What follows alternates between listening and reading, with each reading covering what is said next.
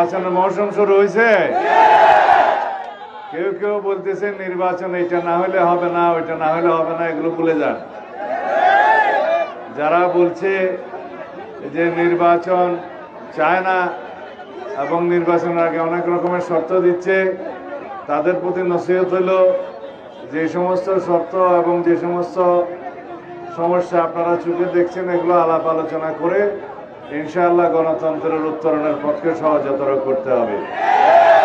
যে গণতন্ত্রের জন্য আমরা সংগ্রাম করেছি, আমাদের সন্তানেরা শহীদ হয়েছেন, তাদের প্রত্যাশা হচ্ছে গণতন্ত্র প্রতিষ্ঠা করতে হবে, ভোটাধিকার প্রতিষ্ঠা করতে হবে। বিগত 16-17 বছরে মানুষ আন্দোলন করেছে, সংগ্রাম করেছে, রক্ত দিয়েছে, শহীদ হয়েছে এই গণতান্ত্রিক অধিকার প্রতিষ্ঠার জন্য। সুতরাং আমাদেরকে সবাইকে ঐক্যবদ্ধ থাকতে